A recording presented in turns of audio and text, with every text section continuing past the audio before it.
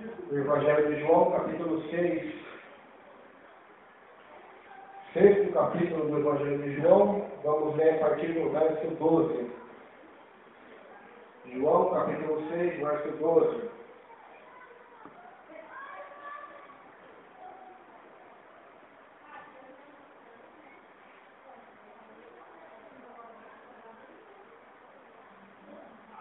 João, capítulo 6, versículo 12 a seguir, diz assim: E quando estavam saciados, disseram aos seus discípulos: Recolhei os pedaços que sobraram, para que nada se perca. Recolheram-nos, pois, e encheram 12 cestos de pedaços dos 5 pães de cevada que sobejaram ou sobraram aos que haviam comido.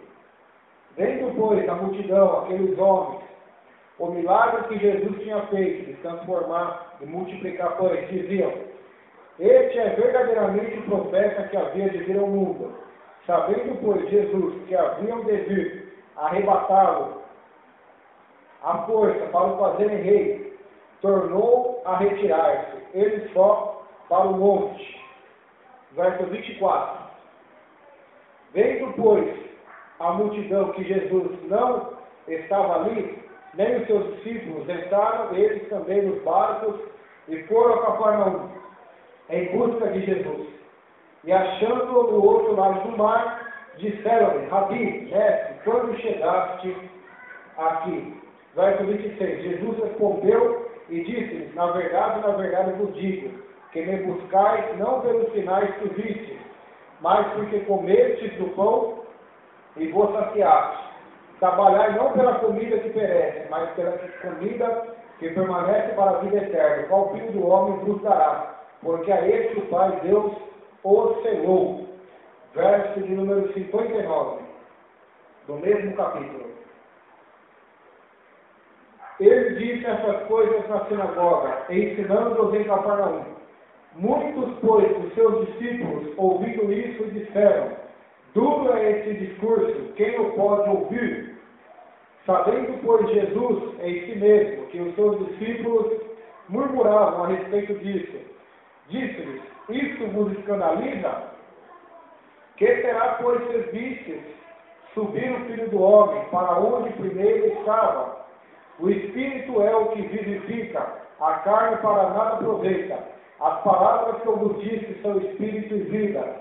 Mas há alguns de vós que não creem, porque bem sabia Jesus desde o princípio quem eram os que não criam e quem era o que o havia de entregar ou sair.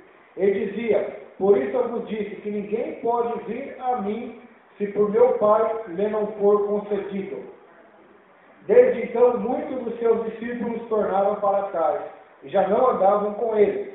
Então disse Jesus aos 12: Quereis vós também retirar-vos? Respondendo-lhe, pois, Simão Pedro: Senhor, para quem iremos nós? Tu tens as palavras de vida eterna, e nós temos crido e conhecido que tu és o Cristo, o Filho de Deus. Amém? Vamos orar. Senhor, meu Deus, meu Pai, aqui estamos nessa noite, meu Deus. Ilumina nossos olhos, desvenda nossos olhos, para contemplar as maravilhas da sua santa e poderosa palavra nesta noite, Senhor. E que essa história se cumpra em nós, não como aqueles que desertaram, mas como aqueles que perseveraram até o fim, para a glória e honra do teu nome. Amém.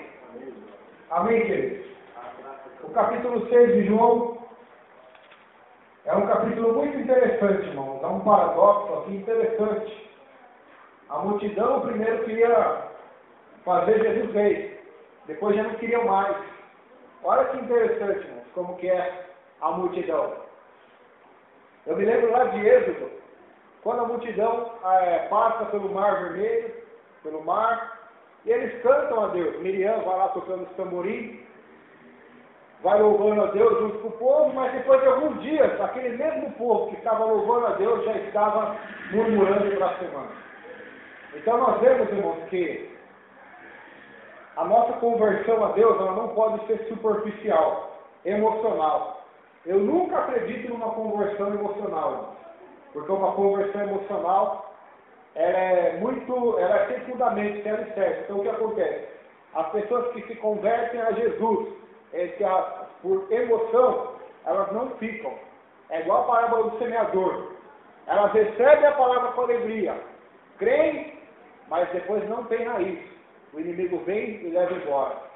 Por quê? Porque elas não têm raízes em si mesmas. Assim era essa multidão. Eles estavam ali, estavam com fome. A Bíblia diz que Jesus multiplicou pães e peixes para uma grande multidão.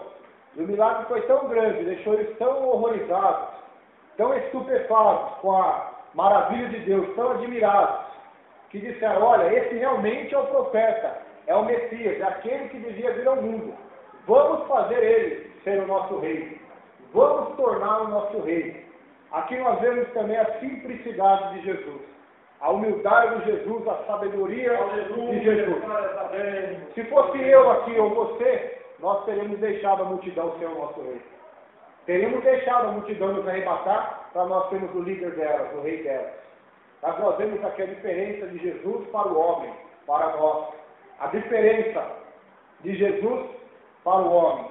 Jesus, ele não queria ser colocado rei pelo povo, porque quem sabia Jesus como era o coração do povo. A mesma maneira que eles estavam querendo fazer o rei, depois, lá para frente, estariam gritando: crucificam, crucificam. Jesus estava esperando o reino dele, que não era desse mundo, a qual o Pai iria entregar nas suas mãos, o poder e o reino. Porque a Bíblia diz que quando ele é assunto aos céus, ele diz: todo o poder me foi entregue por meu Pai, todo o poder no céu e na terra. Ou seja, ele recebeu do seu Pai e não do homem. Então, se nós somos discípulos de Jesus, devemos ter essa característica também, de buscar a glória e a honra que vem só de Deus e não da multidão. Então essa multidão, ela viu esse milagre, queria fazê-lo rei, e o que eu acho interessante é que quando Jesus, ele sabe disso, ele vai orar, manda os discípulos embora. Depois de mostrar a história, Jesus anda por sobre as águas, ele tem um encontro com os discípulos, e a multidão então começa a ficar desesperada. Onde ele está? Onde ele foi? Descobre que ele tinha passado o mar para o outro lado. Então a Bíblia diz que eles foram atrás de Jesus. E Jesus então dá uma resposta para eles no verso 26. Na verdade vos digo que vocês me procuram, não pelos sinais que vocês viram, mas porque comeste do pão e vos saciaste. Estavam procurando Jesus por quê? Pela comida.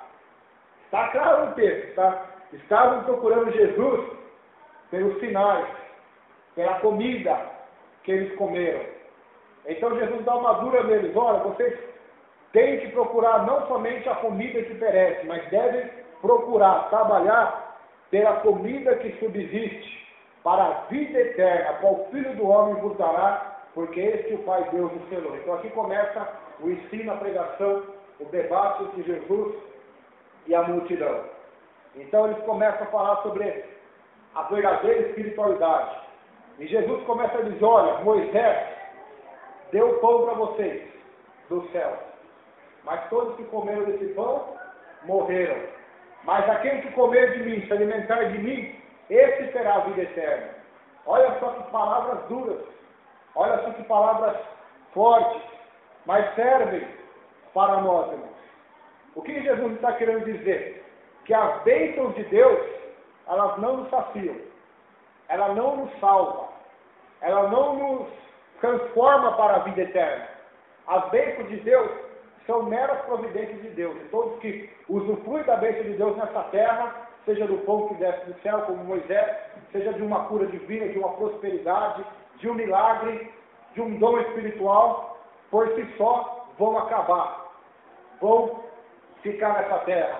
E todos aqueles que dele usufruem vão perecer. Mas aquele que usufrui, aquele que é participante do corpo de Cristo, aquele que bebe do seu sangue, aquele que tem comunhão com Jesus, que Jesus é nele uma fonte de água viva, esse nunca mais tem sede das outras fontes de água. Quem come deste pão e bebe deste sangue tem a vida eterna em si mesmo. Por quê? Porque é o próprio Jesus vivendo em nós. Então, quanto aquela multidão está procurando o pão que certamente, mesmo que é Jesus que está fazendo, eles vão comer e morrer. Mas se eles comessem do próprio Jesus, do pão que era o próprio Jesus, uma comunhão com Jesus, uma vida de discípulo, de negar a si mesmo e deixar Cristo nele viver, eles teriam a vida eterna. Mas, infelizmente, a multidão não queria isso. A multidão estava preocupada somente com agora, somente com o já. Hoje não é diferente, irmãos. A multidão ainda existe. O mesmo povo ainda existe, que procura Jesus não pela vida eterna, não pela salvação, mas procura pelos sinais, procura porque comeram do pão e se saciaram, porque foram curados ou porque alguma bênção. Mas podemos ver, irmãos, todas as pessoas evangélicas e crentes que vivem baseados em experiências pessoais, em bênçãos pessoais, tendem a fracassar, tendem a desviar, porque nenhuma experiência pessoal ou nenhuma bênção pode se equiparar a uma comunhão com Deus profunda, a uma vida com Deus, a deixarmos o Espírito de Deus viver em nós, e Ele será conosco e nós será com Ele. Porque essa é a intenção de Jesus. A igreja de Laodiceia é uma igreja rica, próspera, mas a Bíblia diz que Cristo batia na porta dela e queria ter uma comunhão com ela, cear com ela e ela com Ele. E assim acontece em muitos locais. Milagres não podem converter. Bênçãos de Deus também não podem converter, embora Deus possa usá-los como primeiro passo, mas não é alicerce de fé. O maior exemplo disso é a mulher de Ló. Ela viu os anjos de Deus ferindo todos os sodomitas de cegueira, mesmo assim ela olhou para trás e virou estátua de sal. Porque a obra do Espírito Santo não depende de homens, não depende de ver anjos ou milagres. Depende unicamente, exclusivamente do próprio Deus, do próprio Cristo, do próprio Espírito de Deus. Pois Jesus mesmo falou: quando é que vocês vão entender, discípulos, que ninguém pode vir a mim se pelo meu Pai não for concedido? Porque não foi vós que escolhestes a mim, antes eu vos escolhi e vos nomeei para que vos dê fruto. Então, queridos, nós observamos exatamente isso acontecer. As pessoas têm a esperança de que quando Deus der algo a elas que elas querem, elas serão felizes, serão plenas, serão realizadas. E infelizmente a maioria se encontra frustrada, desanimada exatamente por causa disso. Porque eles têm procurado a comida que perece e não têm trabalhado pelo reino de Deus, pelo pão que subsiste pela vida eterna. Eles têm buscado as demais coisas, mas não em primeiro lugar o reino de Deus e a sua justiça. Essa palavra, irmãos, é o mesmo capítulo. Essa história da multidão desertar está no mesmo capítulo de João, capítulo 6. Essa história não demorou um ano depois para acontecer, foi coisa de 1 ou 2 dias no máximo. Num dia teve a multiplicação, Jesus passou para o outro lado à noite, e no outro dia já começou o debate, e a multidão da noite passada, que já queria fazer o rei, já tinha desistido de fazer o rei. E nós que tínhamos visto um grande milagre. Por isso, isso é uma prova clara de que milagres não convertem ninguém, mas o que converte é a palavra de Deus, é o Espírito de Deus, é o nosso receber a palavra de Deus em nossa vida. Então a multidão, ouvindo Jesus falar sobre isso, eles começaram a dizer: duro é esse discurso. Eu queria um Jesus light, um Jesus que só multiplicasse o pão para me comer, quando eu tivesse fome, que acalmasse a tempestade, quando ela se levantasse, que curasse as minhas doenças. Eu não queria um Jesus vivendo dentro de mim, porque eu sei que se Jesus viver dentro de mim, eu vou ter que abandonar a minha vontade, eu vou ter que abandonar o que eu quero para fazer o que Ele quer. Então a multidão não quer isso, irmãos.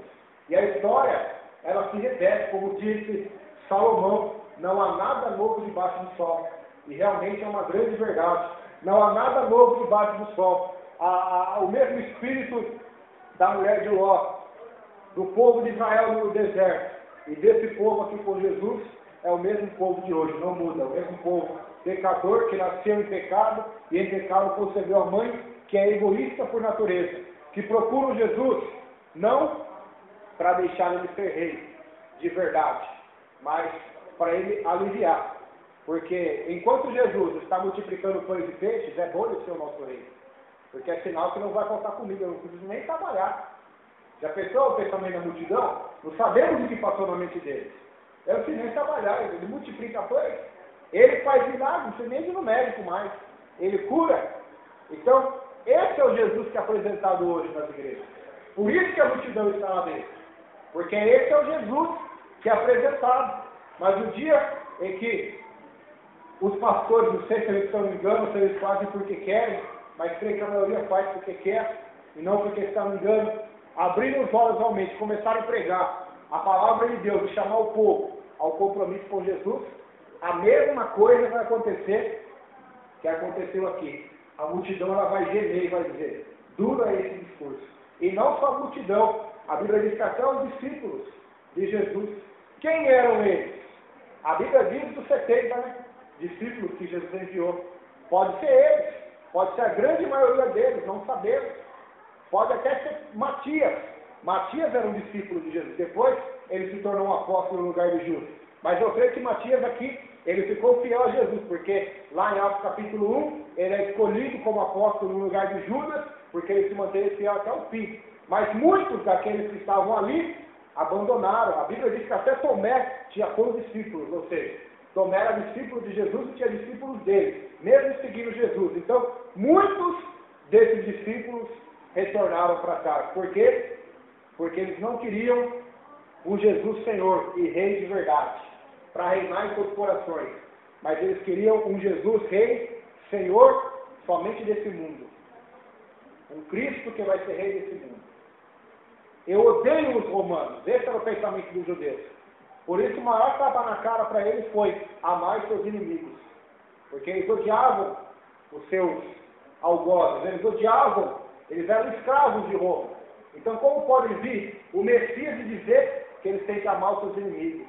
Eu queria o Messias como Davi, aquele que pegasse a espada e matasse os inimigos. Esse era o Messias que eles queriam. Semelhante ao rei Davi, um homem guerreiro com espada para conquistar os inimigos. Mas Cristo, ele não veio com a espada da carne, ele veio com a espada do Espírito, que é a palavra de Deus. Ele não veio com a dureza de um guerreiro carnal, mas com a maior de todas, o guerreiro espiritual, aquele que venceu Satanás no deserto, aquele que venceu as tentações, venceu o pecado, venceu o mundo, venceu todas as coisas, se manteve perfeito para cumprir as profecias e ser o sacrifício perfeito em favor da humanidade. Esse é o Jesus da Bíblia. E esse Jesus da Bíblia, não o Jesus que a multidão queria rei só porque multiplicou o pão, mas o Jesus da Bíblia, das Escrituras como um todo, é aquele que diz, aquele que quer me seguir, negue-se a si mesmo. Mas a multidão não queria isso. E olha que Jesus nem falou isso nesse texto, hein? Ele só falou que eles deveriam se alimentar de Jesus para ter a vida eterna. Imagina se Jesus falasse que eles teriam que negar eles mesmos. Se só o fato de Jesus falar isso, eles já se escandalizaram, quanto mais se Jesus falasse para eles, olha, vende tudo que tem e dá aos pobres, como ele disse para o jovem rico. Ou se ele falasse para, como falou para Nicodemo, Nicodemo, você pode ser um homem bom, pode ser um homem religioso, mas se você não nascer de novo, não vai para o reino dos céus. Então nós vemos, irmãos, que infelizmente isso acontece hoje também. A multidão, ela não está disposta a seguir Jesus. O que eu acho mais interessante é que quando a multidão começa a ir embora, se fossem os pastores de hoje modernos, eles dizem, olha, temos que bolar um jeito aqui para segurar esse povo, hein?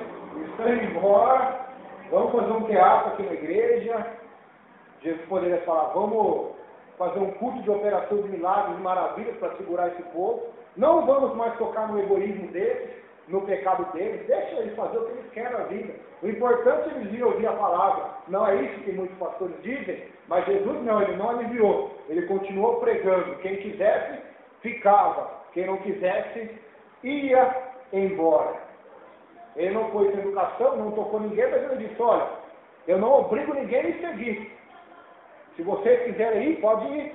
Parece até que eu lembro de Mateus 17. Aquele que quiser me seguir, ou seja, ninguém é obrigado. É isso que ele está dizendo. Aquele que quiser me seguir, aquele que quer ser meu discípulo, se decidir, negue-se a si mesmo, tome a sua cruz e me siga. Então, ele não obriga ninguém a segui-lo. Ele não obriga ninguém a ouvir a sua palavra, a fazer a sua vontade. Mas ele sabe que se o homem fazer a sua própria vontade, ele vai para o inferno. Por isso, quando Jesus fala, negue a sua vontade para fazer a minha, é uma prova da misericórdia dele, porque ele sabe, se eu fazer a minha vontade, você fazer a sua, nós vamos para a condenação. Então, quando ele diz, negue-se a si mesmo, é uma mostra da graça dele e da misericórdia. Por quê? Porque a vontade dele, diz a Bíblia, em Romanos 12:2, é boa, perfeita e agradável vontade de Deus. Eu gostaria de fazer um paralelo desse texto com Romanos 16. Nós até comentamos segunda-feira aqui, mas eu gostaria de mostrar novamente a diferença. Romanos 16, verso 17 e 18. Olha só uma característica dos falsos, aqui Paulo vai dizer.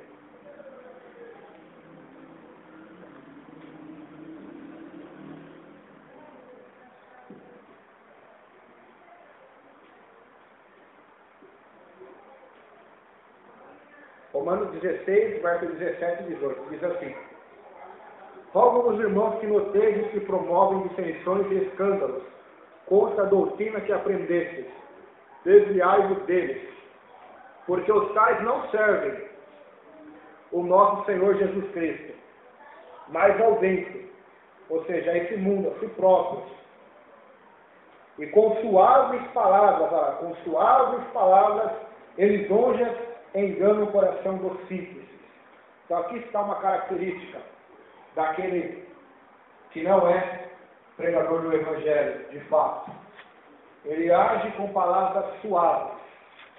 Jesus era verdadeiro. Jesus poderia ter pensado assim, olha, já que a multidão me abandonou, eu vou suavizar minhas palavras, eu vou medir mais o que eu falo, eu vou melhorar o meu sermão, eu vou procurar colocar no meu sermão, nas minhas pregações, mensagens mais de amor, mais suaves, que agradem as pessoas, que tragam elas para mim, não que afastem elas de mim. Mas não, irmãos. Essa é a mentalidade dos falsos. Por quê? Porque os falsos querem a glória deste mundo. Os falsos querem a glória desta vida, a glória das pessoas. Mas o verdadeiro, aquele que é de Deus, diz a Bíblia, ele ouve as palavras de Deus. O verdadeiro, ele está preocupado com a glória de Deus. Ele está preocupado com a vida eterna. Ele está preocupado em agradar a Deus. Ele está preocupado em se manter fiel à doutrina das Escrituras, tá? Aos ensinos, aos ensinamentos de Jesus, do Evangelho. Ele não está preocupado se a multidão vai ou não. Então aqui, parece que os pastores de hoje querem ser melhor do que Jesus, né? Se Jesus não se preocupou, embora ele se entristeceu que a multidão foi embora, porque não é da vontade de Deus que as almas pereçam. Ele não tem prazer na morte do ímpio, como diz Ezequiel, antes que ele se converta. Mas mesmo assim, ele não pôde interferir na vontade e no desejo daquelas pessoas.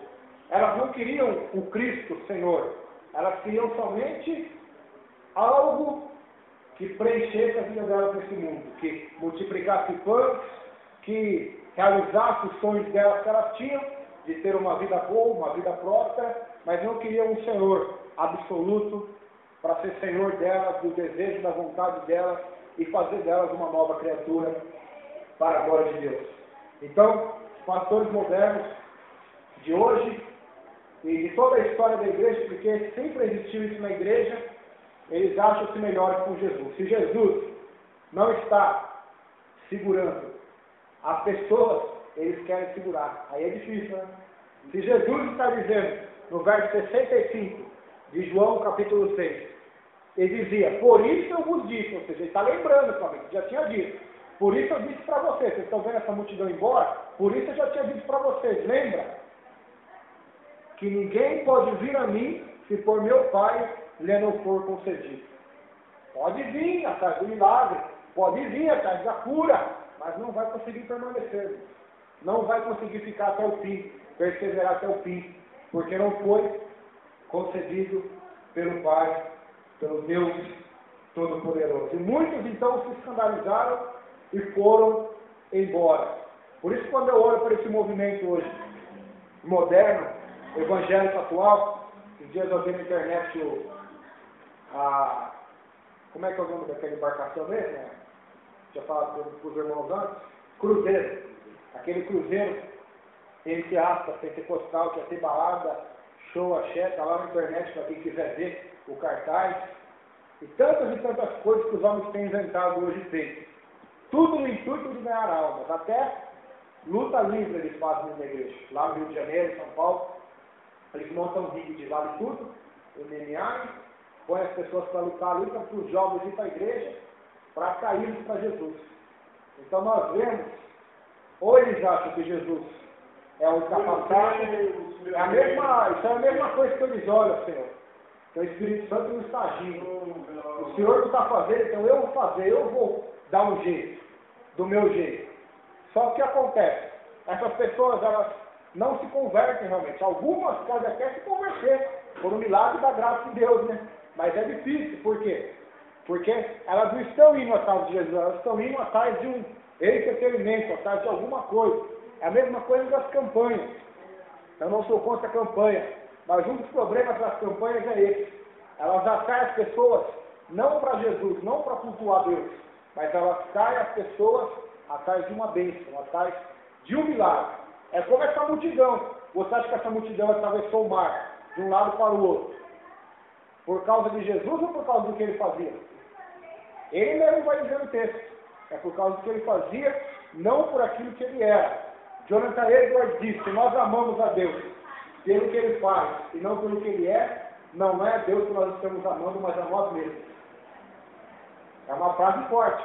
Se nós amamos a Deus pelo que ele faz, pelo que ele pode dar, e não pelo que ele é em si mesmo, seu caráter, Deus é santo, Deus é justo, Deus é amor, Deus é um ser pessoal que quer ter comunhão conosco, mas se nós amamos a Deus pelo que ele faz, não é Deus que nós estamos amando, mas é a nós mesmos. Por quê? Porque estamos amando os benefícios que ele pode fazer para o bem-estar nosso aqui nessa terra, para os nossos prazeres e deleites carnais. Esse é o grande problema do Tiago, da oração. Ele diz, quando vocês forem orar, vocês pedem e não recebem, porque vocês são semelhantes à multidão. Vocês pedem para esbanjar nos seus deleites e prazeres. Por isso, Deus não ouve vocês. Então, esse texto, irmãos, ele é mais atual do que nunca. A multidão convulsionava, queria arrebatá-lo à força para fazê-lo rei. Mas o dia que ele chamou aquele povo para um compromisso com a cruz, com o evangelho de verdade, a multidão foi embora. Isso é a mesma coisa que acontecesse hoje, irmãos, no Brasil e no mundo. Diz o IBGE, o censo, que tem mais de 20 milhões de evangélicos no Brasil. Mas se o evangelho fosse pregado com mulher, 6 meses encarreados, esses 20 milhões cairia para quanto número? Ia baixar bem, irmãos, porque o caminho é estreito, a porta que conduz ao céu, ela é estreita. E essas pessoas que vão até Jesus somente para ter as bênçãos, a satisfação, as necessidades saciadas, elas iriam se escandalizar com o que realmente é a palavra de Deus, com o que realmente é o Evangelho de Jesus. O Evangelho é boas novas, só que são boas novas de salvação, não de condenação. São boas novas, e a principal boa nova é: Cristo morreu na cruz, logo todos morreram, como disse Paulo. Se um morreu, todos morreram. Lá em Coríntios ele vai dizer mais forte: eu carrego em meu corpo a mortificação do Senhor Jesus, para que a vida de Jesus se manifeste no meu corpo mortal. 2 Coríntios capítulo 4. Então, esse é o Evangelho. Morrer para o mundo e deixar Cristo viver em nós nesse mundo e depois termos a vida eterna. Esse é o Evangelho do Senhor Jesus. Mas as pessoas não queriam realmente isso. Elas queriam uma salvação presente somente, não uma salvação futura. Elas estavam preocupadas somente com o ventre, como é a característica que eu li em Romanos 16. Estão preocupados só com o ventre, com palavras suaves e lisonjas, que enganam o coração dos simples. Então, é isso o que essa multidão fez.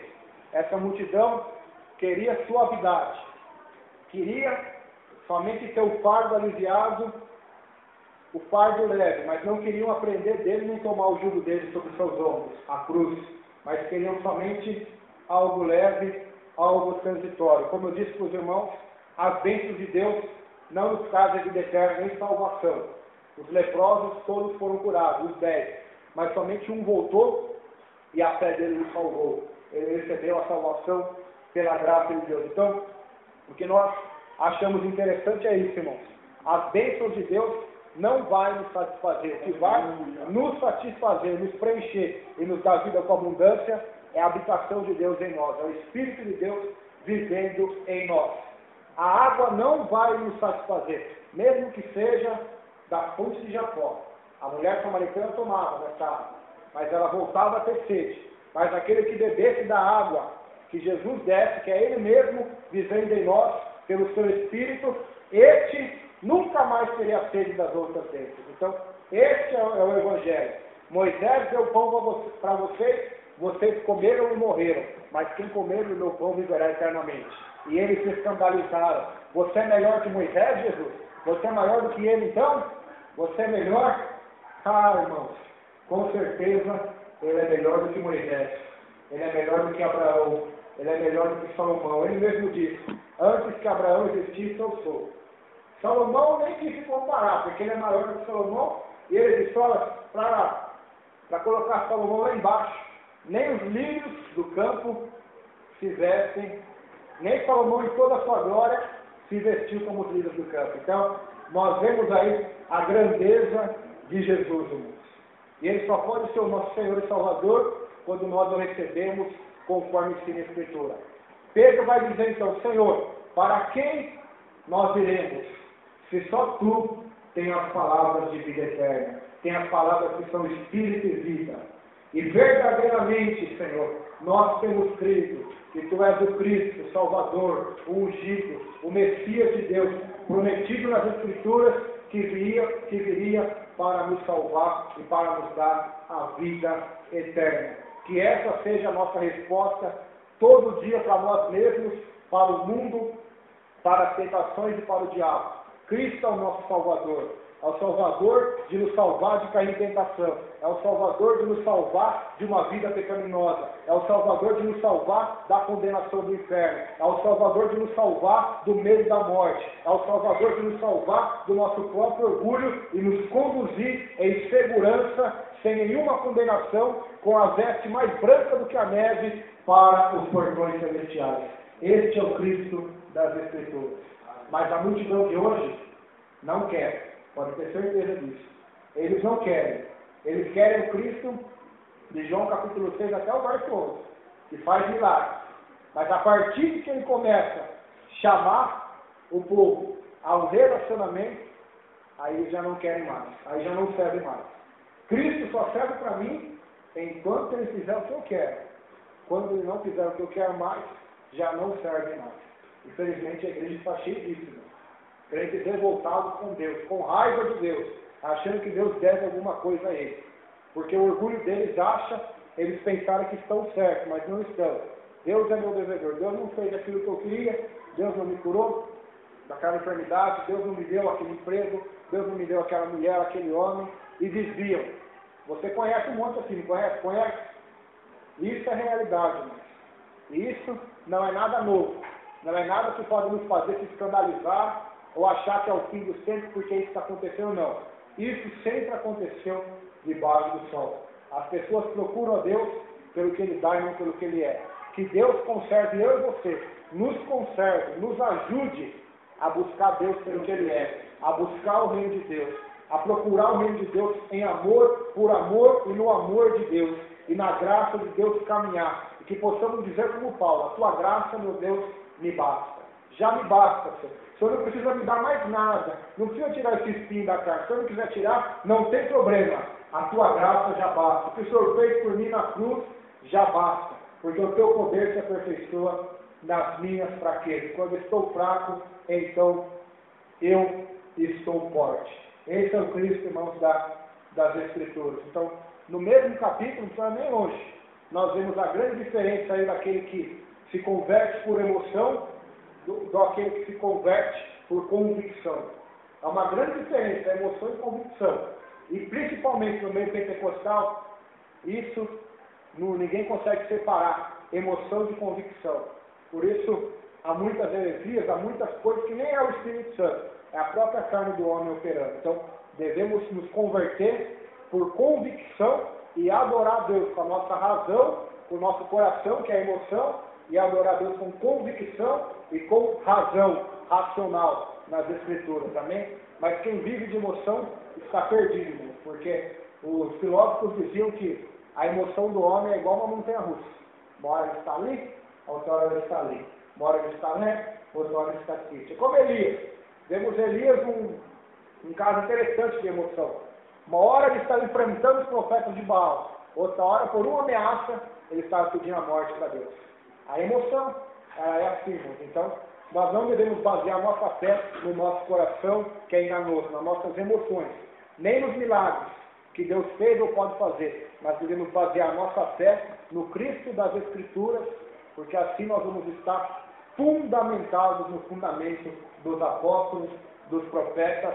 A casa vai estar na rocha, vamos estar na videira verdadeira enxertados, e ninguém vai nos tirar de lá. Amém? Vamos colocar em pé, fazer uma oração. Essa história, infelizmente, se repete, irmãos. A nossa oração deve ser que Deus levante homens e mulheres e salve homens e mulheres deste estado de multidão para o estado de verdadeiros discípulos. Amém? Porque nem todas as multidões que estão tomando ceia na igreja, que estão pregando até nos púlpitos, são discípulos, são somente multidão, que servem a Jesus, mas não estão servindo de verdade, mas estão servindo ao seu próprio ventre, com palavras suaves e lisonjas. Mas que Deus nos ajude e que Deus levante homens e mulheres dispostos a carregar a cruz e seguir a Jesus. Senhor, meu Deus e meu Pai, ajuda-nos nesta hora, Senhor. Nós tomamos das palavras de Pedro as nossas palavras. Para quem iremos, Senhor? Para onde iremos? Se só Tu, Senhor, tens as palavras de vida eterna. Como o Senhor mesmo disse em João capítulo 6, as palavras que eu vos disse não foram como as que Moisés disse, a lei que matava, mas as palavras que eu vos disse são espírito, são vida, são liberdade dos filhos de Deus, são graça de Deus. Porque a lei veio por Moisés, como disse o evangelista e apóstolo João no capítulo 1. Mas a graça e a verdade vieram por Jesus Cristo, nosso Senhor. Por isso, meu Deus, que essa graça e essa verdade possa abundar em nossas vidas. Que onde abundou o pecado, superabunde essa graça, trazendo salvação, vida nova, para a glória e honra do Teu nome, Senhor. Tu és o nosso Rei, Senhor. Não pelo que o Senhor nos deu, pode dar, mas Tu és o nosso Rei, porque o Senhor naquela cruz do Calvário deu a Sua vida por nós. E nós queremos entregar a nossa vida e se sujeitar debaixo do jugo do Teu reinado, Senhorio, para a glória e honra do Teu nome. Amém. Que o grande amor de Deus, a graça de nosso Senhor e Salvador, Jesus Cristo, as consolações do Divino Espírito Santo estejam com todos os irmãos, que todos digam amém. Cumprimente seu irmão com a paz do Senhor. Amém.